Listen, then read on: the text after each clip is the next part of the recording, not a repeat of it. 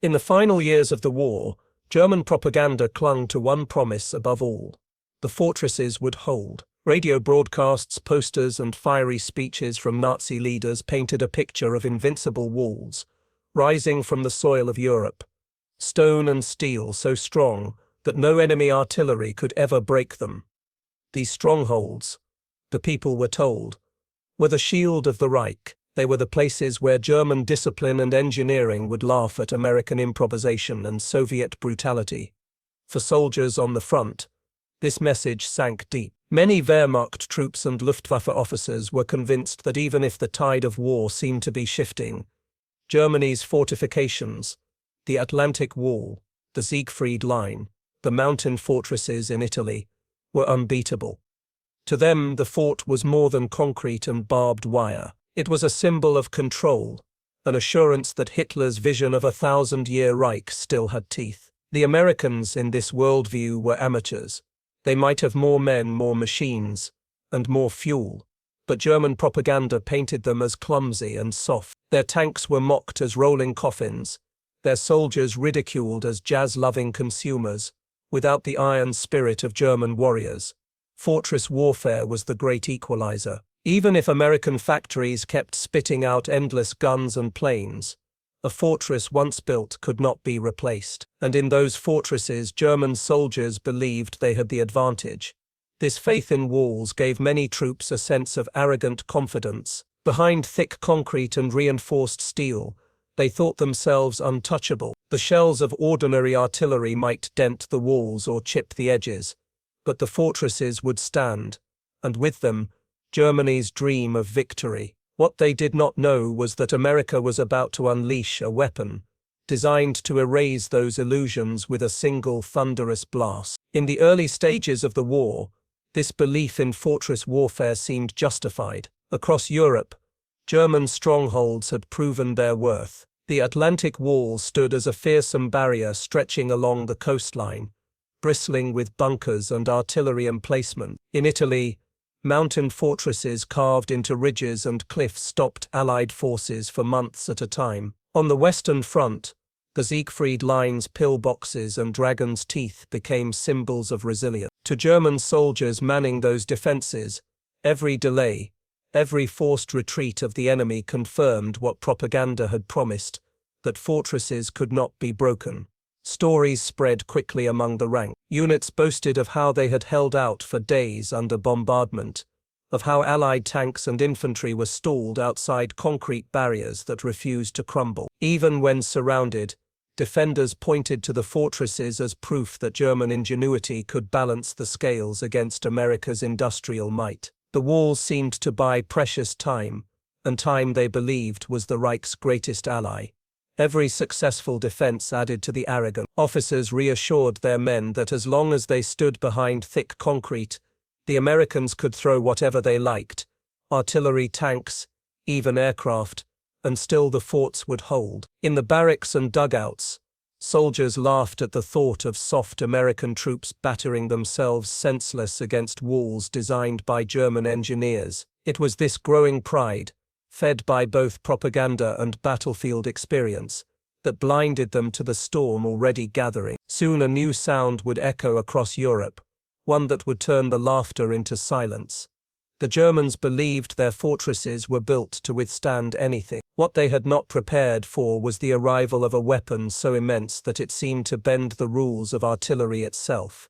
The American 200, unveiled in the middle years of the war, this monster of a gun was unlike anything most German officers had ever imagined the Americans could field. Its barrel stretched more than 20 feet, its shells weighed over 300 pounds each, and the weapon could hurl destruction nearly 15 miles away. Setting it up required cranes, tractors, and entire crews of trained specialists. To the average soldier it did not even look like a gun. It looked like a factory machine on wheels, designed not to fight battles but to tear open the earth itself. The scale alone was intimidating. While most field artillery pieces could be manhandled into position, the 240mm howitzer demanded engineering feats just to move it. Roads had to be reinforced, bridges checked for strength, and rail lines prepared. Yet the Americans brought them forward with quiet efficiency, rolling these giants to the front lines as if they were just another tool in their overflowing arsenal. Its purpose was clear: fortress killing. The Americans had studied German concrete defenses and concluded that ordinary shells were not enough. They needed a weapon that could punch through feet of reinforced steel and stone. The 240mm howitzer was their answer, and when its first shells landed, it proved that no wall was invincible. For German troops who had mocked American weakness, this weapon would become a terrifying symbol of power, a reminder that their confidence had been built on illusion. For the American soldiers who first saw the 240mm howitzer, the experience was just as unforgettable as it was for the Germans who would soon face it. To them it wasn't merely another artillery piece, it was a behemoth, a weapon that dwarfed anything they had trained beside. Men gathered around it during its early deployments, craning their necks to take in the sheer length of its barrel. Mechanics and engineers who worked the cranes and tractors marveled at the precision required just to assemble it. Infantrymen joked that the thing looked more like a railway cannon from a storybook than something meant to follow them into battle. Even seasoned gunners admitted that operating the weapon gave them a sense of awe, as though they were part of something larger than war itself. When the first test rounds were fired, the reaction was electric. The ground trembled underfoot, dust and smoke filled the air. The shell seemed to vanish into the distance, only for word to return minutes later of the devastation it caused miles away. Soldiers described the sound as a roar, a rolling thunder that shook their very bones. For many it was the first time they truly felt the industrial weight of their nation being turned into firepower. Some called it the fortress buster, others simply nicknamed it the monster. Whatever the term, the sense was the same. This was a weapon that no enemy wall could ignore. While the Germans still clung to the illusion of invincibility, American troops now carried a quiet confidence, knowing that somewhere behind them this giant stood ready to speak. The first time the 240mm howitzer thundered in anger was on the rocky slopes of Italy. German troops had dug into mountain fortresses and bunkers, certain that no Allied weapon could reach them. Ordinary artillery shells had left pockmarks and craters, but the walls still stood. Then came the monster. American crews labored for hours to drag the massive gun into place. Trucks strained against its weight, engineers laid steel plates across soft ground, and cranes swung its heavy barrel into firing position. Soldiers nearby stopped what they were doing just to watch. Everyone understood that this was not a routine bombardment, it was an unveiling. When the order came, the first round slammed into the side of a German stronghold with a crack like a giant splitting the earth. The explosion threw boulders into the air and peeled away chunks of concrete that had shrugged off months of Allied shelling. Inside the fortress, German defenders who had grown accustomed to surviving artillery barrages now felt walls shudder as if the mountain itself was betraying them. The shock spread quickly. Reports describe men abandoning positions, not because of infantry assaults, but because they feared the next shell would bury them alive. Even the safest bunkers no longer seemed safe. By the time the weapon was deployed in France, during the push against the Siegfried Line, its reputation had preceded it. German soldiers whispered of giant guns that could crush pillboxes with a single hit. The Allies in turn made sure to bring the howitzers forward whenever concrete threatened to slow the advance. The baptism of fire had proven decisive. The weapon worked exactly as intended. For the first time, German fortresses, symbols of supposed permanence, looked fragile, and the psychological blow was just as great as the physical damage.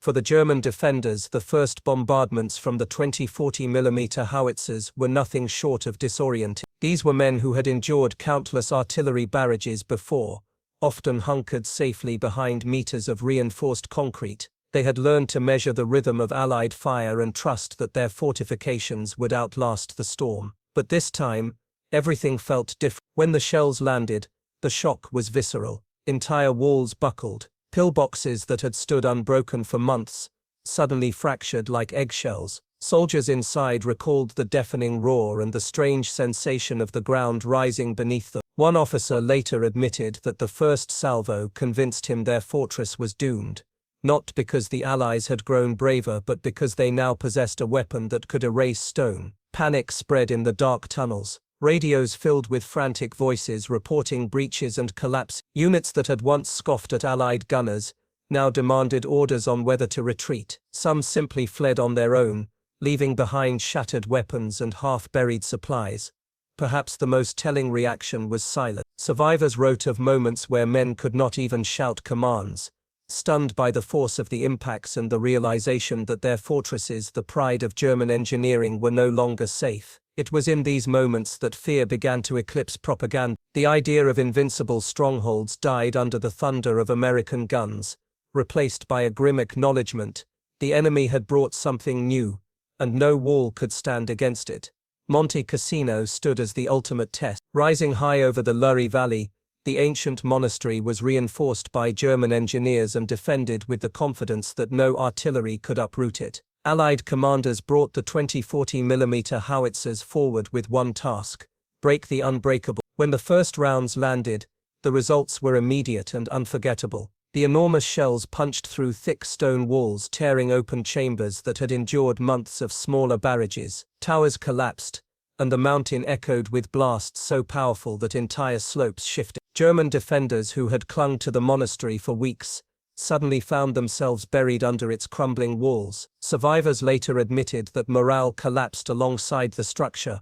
The howitzers had made a myth vanish in a matter of hours. The same pattern repeated along the Siegfried Line in late 1944. The Germans had poured vast resources into bunkers and pillboxes that were meant to delay the Allies indefinitely, but each time the 2040s were deployed, what had been designed to withstand years of combat sometimes lasted minutes. Concrete casemates shattered, leaving gaping holes through which infantry surged. Soldiers inside these bunkers, once confident of holding their ground, often emerged dazed or surrendered outright after just a few hits. Both at Cassino and along the Siegfried Line, the story was the same.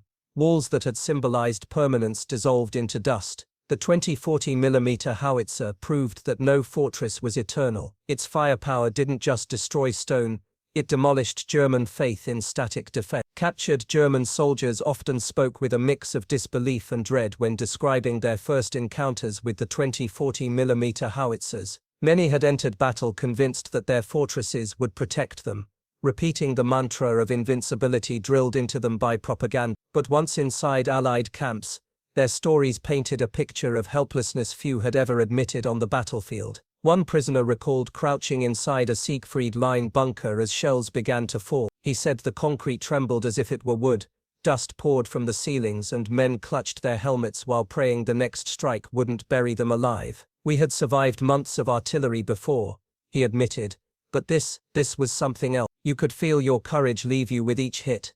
Another POW described the sensation at Monte Cassino. He claimed the roar was so constant that men lost all sense of time. Some shouted to commanders for orders, but none came. Their radios destroyed, their tunnels collapsing, their leaders as stunned as the men themselves. For the first time, he confessed, he realized that death was certain if he stayed underground. Others recalled the silence afterward, men emerging from bunkers with bloodied faces, their weapons dropped, staring in shock at what had once been impenetrable strongholds, reduced to rubble. More than once, prisoners admitted that surrender felt like relief compared to waiting for another shell. These testimonies revealed not only fear, but also the destruction of belief. The howitzers had not just broken walls, they had shattered morale, leaving soldiers feeling as fragile as the fortresses they once trusted. The first time German troops witnessed the impact of the 240mm howitzer, the battlefield itself seemed to shudder in disbelief. Soldiers described immense fireballs erupting on contact, sending jagged fragments of concrete and steel hundreds of meters into the air. Craters formed almost instantly, each one a black void swallowing earth, artillery and anything unfortunate enough to be caught in its blast radius. Men stationed just beyond the immediate target area reported feeling the vibrations through their feet as if the ground itself were alive and punishing them. Psychologically, the effect was devastating. Even the most hardened veterans who had endured months of relentless artillery barrages admitted that these shots carried a terror unlike anything previously encountered. One officer recalled his unit freezing in place, the roar of the cannon deafening, while comrades shouted orders they themselves could barely hear. Fear spread rapidly. Soldiers instinctively sought cover, abandoning positions they had once defended with pride. The sense of invulnerability that had sustained their morale in earlier battles crumbled with every successive shell. Beyond the immediate shock of destruction, The howitzers created a persistent anxiety among German units. Reports describe soldiers hesitant to move, constantly scanning for the next target, haunted by the knowledge that no bunker, no wall and no hilltop was safe from the gun's reach. The constant presence of this massive weapon turned every routine defensive maneuver into a tense gamble, undermining confidence and inducing exhaustion. For prisoners and captured observers, the spectacle of craters and shattered fortifications reinforced the realization that the Allies had mastered not only firepower, but also the art of psychological warfare. The 240mm howitzer was not merely a weapon of destruction, it was a tool that instilled fear before the first shot even landed. As the bombardments continued, German officers began to confront an unsettling truth. Their vaunted fortresses, long held as symbols of invincibility, were now powerless against the relentless power of the 240. Bunkers that once seemed impenetrable collapsed under precise, repeated fire. Concrete walls cracked and shattered, steel-reinforced doors twisted and buckled. Even the most fortified positions, designed to withstand conventional artillery, offered little resistance to the sheer kinetic force of each shell. Officers who had confidently directed defensive operations in prior campaigns found themselves. They observed with growing unease as entire defensive lines crumbled, their plans for prolonged resistance rendered obsolete. Reports from frontline units described soldiers retreating in disarray, morale plummeting as the psychological impact of the massive artillery weighed heavily. Commands that had once inspired cohesion and discipline now struggled to maintain order. In private discussions, German officers admitted that no adjustment could restore the effectiveness of their static defense. Attempts to reinforce bunkers, relocate units, or coordinate counter-battery fire were futile against the combination of range, accuracy, and destructive power. The perception of strength evaporated, replaced by an acute awareness of vulnerability. Even those who had placed their faith in strategy and terrain acknowledged that the 240mm howitzer had fundamentally shifted the balance of power. For the first time, the myth of fortress security was irrevocably broken. The weapon's physical destruction was matched by its psychological toll, leaving German commanders and their troops with the chilling realization that their fortifications could no longer guarantee survival. As German officers surveyed the American artillery positions, they were struck by an extraordinary sight: the sheer abundance of guns, ammunition and supply. Rows upon rows of 240mm howitzers were emplaced with precision, each supported by an endless line of trucks, jeeps, and supply convoys. It was a level of logistical organization that German commanders had never before encountered. Every shell fired could be quickly replaced. Every gun damaged or destroyed was rapidly repaired or substituted. The Americans treated war material not as a finite resource to be rationed, but as an instrument to be used relentlessly until objectives were achieved. This abundance extended far beyond artillery alone. Ammunition depots, fuel stockpiles, and spare parts were meticulously maintained and replenished without pause. The Germans, accustomed to careful conservation and improvisation, found themselves overwhelmed by the scale and efficiency of the supply networks. Each day brought the certainty that American forces could sustain operations far longer than the defenders could withstand. The contrast with German resources was stark. While German fortresses and weapons were finite, rationed and sometimes obsolete, the Americans seemed to possess an endless supply of modern armament. Officers could not help but recognize that no matter how fiercely they resisted, the continuous flood of firepower and support would eventually erode any defensive advantage. The psychological impact of witnessing such logistical mastery was as significant as the physical destruction it enabled. Morale among German troops began to falter as the magnitude of American resources became undeniable. For the German commanders, this was a revelation. Their earlier confidence, grounded in the supposed invincibility of their fortifications and strategic acumen, began to crumble in the face of such overwhelming material and organizational superiority. The realization dawned that they were not merely losing individual battles, they were confronting a systemic advantage that could not be matched and perhaps could not be survived. As German officers observed the operations behind the American front lines, astonishment replaced even their lingering skepticism. Factories and depots hummed with activity, supplying not just the guns on the battlefield but entire armies, fleets, and air forces. Massive cranes unloaded shipments from ports that seemed to stretch endlessly along the coastline, while rail lines, trucks, and convoys moved equipment, fuel, and ammunition with clockwork precision. Every aspect of the American war machine was synchronized, from assembly lines churning out tanks, to supply officers coordinating the flow of material to the front. The Germans, accustomed to scarcity and improvisation, were unprepared for this scale of industrial capacity. Factories ran continuously, day and night, producing war material in quantities that far exceeded any fortress or depot they had known. The Americans treated their production lines as inexhaustible, almost casual in their efficiency. Each tank, artillery piece, and round of ammunition seemed to appear magically, ready for deployment. The contrast was staggering. Where German industry struggled to maintain existing stocks, American factories expanded output with relentless speed. This industrial abundance had a profound psychological effect. German officers began to comprehend that battlefield heroics alone could not offset a logistical and production advantage of this magnitude. Even well-fortified positions could not withstand a sustained barrage when the enemy had the ability to resupply, reinforce, and replace losses instantly. The strategic calculations that once guided German tactics now seemed irrelevant in the face of such overwhelming capability. By the end of the day, what had initially been a sense of disbelief had grown into quiet dread. The Germans understood that the Americans were not just fighting battles, they were orchestrating a war of inexhaustible material superiority. Fortresses and defensive lines might delay the inevitable, but they could not counteract the sheer weight of the United States' industrial might. The realization sank in. The war's outcome was being determined not only in the skies and on the front lines, but also deep within the factories and supply chains of a nation that refused to falter. For years, Nazi propaganda had painted German fortresses as symbols of invincibility. Posters and radio broadcasts celebrated the supposed impregnability of their concrete-lined bunkers and artillery emplacements, convincing soldiers and civilians alike that the Reich's defensive works were unassailable. German troops carried this confidence into battle, believing that no Allied force could breach their carefully constructed strongholds. It was a mindset built on fear, myth, and selective reporting, reinforced by early victories across Europe and North Africa. But the introduction of America's 240mm Howitzers began to crumble that illusion. From the first bombardments, the reality on the ground diverged dramatically from the stories soldiers had been fed. Massive walls of stone and reinforced concrete, once deemed impenetrable, shattered under repeated salvos. Craters formed where bunkers once stood, and entire defensive lines were flattened in hours. The Germans, accustomed to holding positions that withstood conventional artillery,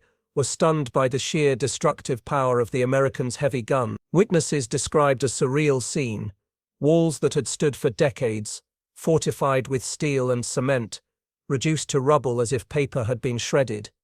Dust and smoke hung thick in the air, carrying the echoes of explosions that seemed to signal the death of their long-held illusion. The officers who had boasted of their impenetrable fortifications now found themselves scrambling for cover, reassessing strategies, and confronting the terrifying realization that the foundation of their pride was nothing more than sandcastles before a tidal wave. This was not just physical destruction, it was psychological warfare on a scale the German troops had never anticipated. Confidence drilled into them from youth dissolved under the weight of American engineering and firepower. The propaganda that had fueled arrogance now served as a stark contrast to the unfolding reality. The Reich's supposed invincibility was crumbling before their eyes. Every shattered bunker and collapsed wall reinforced a growing dread, as soldiers began to understand that the enemy they had mocked and underestimated was capable of rewriting the rules of warfare entirely.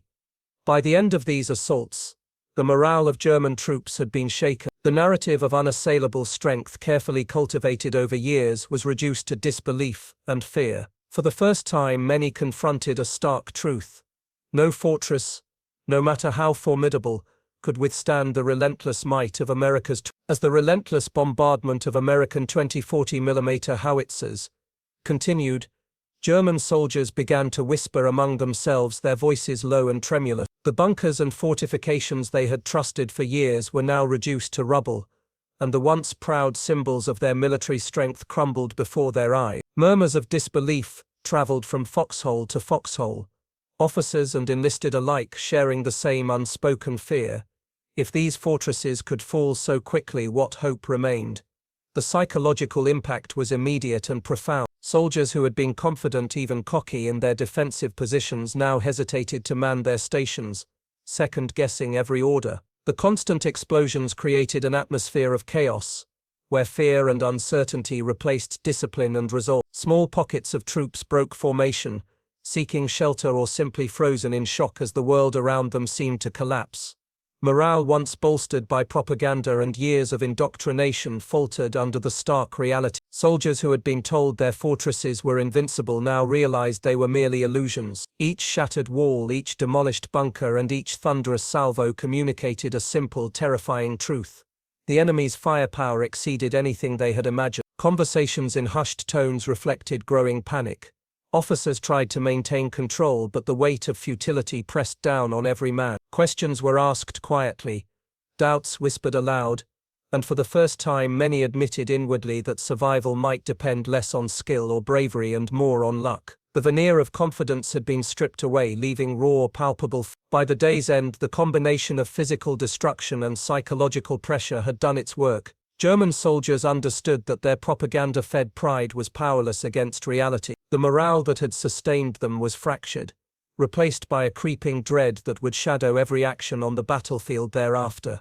The thunder of the 240mm Howitzers left no room for doubt. German units were beginning to abandon positions they had once considered unassailable. Across the shattered lines, soldiers moved hurriedly, sometimes blindly, away from the ruins of their fortifications. The sound of collapsing walls and flying debris forced them to confront the terrifying reality that their defenses were no longer protective. They were tombs waiting to be claimed. Accounts from survivors described the surreal combination of fear and disbelief that gripped them. Men who had trained for years to hold these positions found themselves paralyzed by the sheer scale of destruction. Officers shouted orders, but hesitation spread faster than the explosion. Small groups broke off from their units, retreating in disarray as the bombardment continued relentlessly, leaving chaos in its wake. The psychological impact was as lethal as the physical damage. Soldiers reported feeling humiliated and powerless, their pride and morale evaporating under the thunderous cadence of American firepower. Some tried to rally, but the repeated obliteration of bunkers and defensive works made every effort seem futile. Even seasoned veterans, hardened by campaigns in North Africa and France, admitted to fear and a growing sense of inevitability.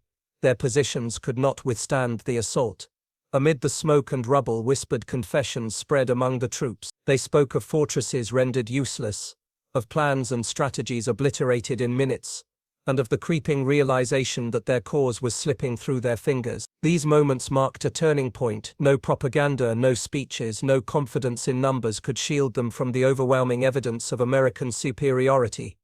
By the time night fell, the battlefield was littered with remnants of both structures and courage. Units that once believed in the invincibility of their defenses were scattered, retreating and shaken to their core. The breaking points had been reached physically, mentally, and emotionally, and German soldiers would carry the memory of this overwhelming force for the rest of the war. While German soldiers reeled from the relentless pounding of the 240mm Howitzers, civilians living near the fortresses experienced a different yet equally intense mixture of terror and relief. Families huddled in basements and makeshift shelters, ears ringing from the deafening blasts, hearts racing with every successive detonation. For them, the walls that once offered protection had become conduits of destruction, the fortified bunkers now producing clouds of rubble and dust that threatened life itself. Eyewitness accounts describe mothers clutching children tightly, praying that the next shell would not strike their home. The air was thick with fear, but there was also a strange sense of hope. Each successful strike by the American artillery meant that German troops were being neutralized, their ability to resist the approaching Allied forces weakened. Civilians could sense that their oppressors were losing their grip, that the long shadow of occupation might finally lift. Amid the chaos, the local populations were acutely aware of the destructive power but also of the discipline behind it. Unlike the indiscriminate bombing seen in previous campaigns, these attacks were precise, targeting fortresses rather than villages. For the civilians, every collapse of a bunker or turret signaled both a threat and a promise. Their liberation was being paved by the Americans' careful, overwhelming might. The psychological toll was immense. Survivors recounted nights of sleepless tension, alternating between dread and cautious optimism. Rumors spread that the Americans' artillery was unstoppable, a force capable of dismantling what the Germans had considered impregnable. Yet within this fear a fragile relief emerged. Families could envision a future where the stronghold of tyranny was being broken, where liberation, once a distant dream, was slowly coming within reach.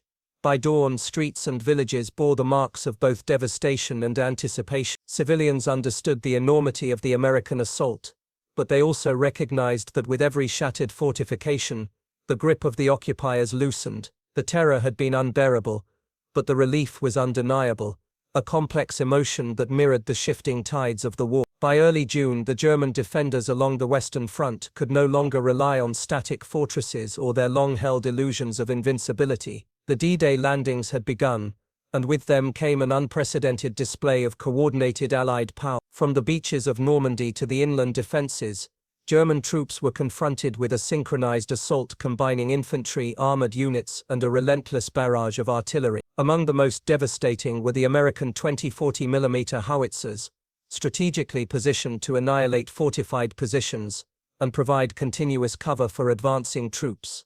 For the German soldiers, the experience was both shocking and disorienting. Their radios crackled with fragmented commands as officers struggled to maintain cohesion amid the chaos. Every fortification they had trusted, the bunkers, pillboxes, and reinforced emplacements, was systematically reduced to rubble. The sheer scale of the bombardment was unlike anything they had faced in North Africa or on the Eastern Front. Each detonation was calculated, each salvo precise, leaving no opportunity for regrouping or counterattack. From the perspective of the Allied forces, the operation was a masterpiece of coordination. Artillery units communicated seamlessly with forward observers, while air support from P-47 Thunderbolts strafed enemy positions, disrupting reinforcements and supply lines. Tanks advanced in synchronized waves, their movements guided by signals from headquarters and reconnaissance teams. For the Germans, it was as if the entire American military machine operated as a single, unstoppable entity. The psychological impact was immediate. Morale crumbled as soldiers witnessed positions once deemed impregnable reduced in minutes. Officers who had previously exhorted their men with promises of strength and resilience now faced muttering ranks,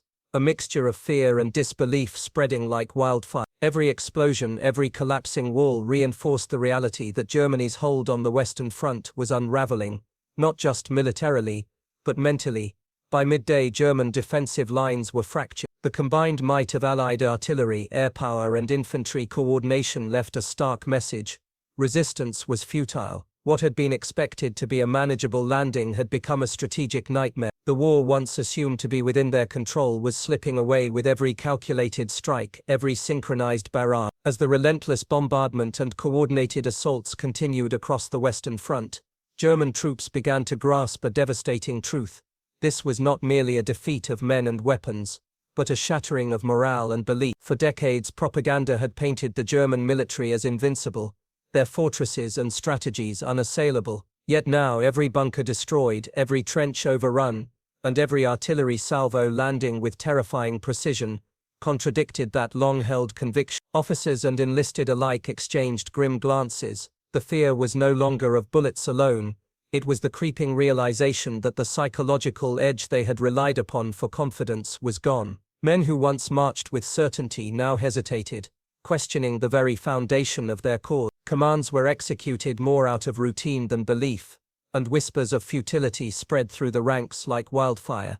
This acceptance of psychological defeat struck deeper than any physical wound. German soldiers had survived countless battles, endured harsh climates, and withstood enemy fire, but witnessing the full coordination of American artillery, air support, and infantry shattered their inner certainty. Every coordinated strike reinforced the notion that their enemy was not only capable but infinitely adaptive, technologically superior, and unwavering in resolve.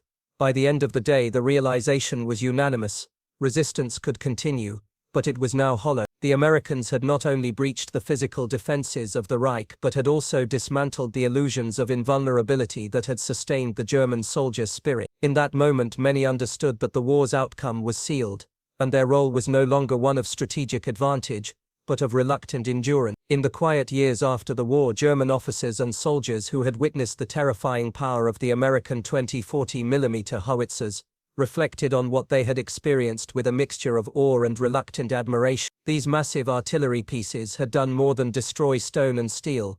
They had rewritten the very concept of fortress warfare. For those who had once believed in the invincibility of their bunkers and defensive positions, the memory of craters, collapsed walls, and shattered fortifications lingered as both a cautionary tale and a testament to industrial and military ingenuity. Post-war memoirs, interviews, and letters reveal a recurring theme.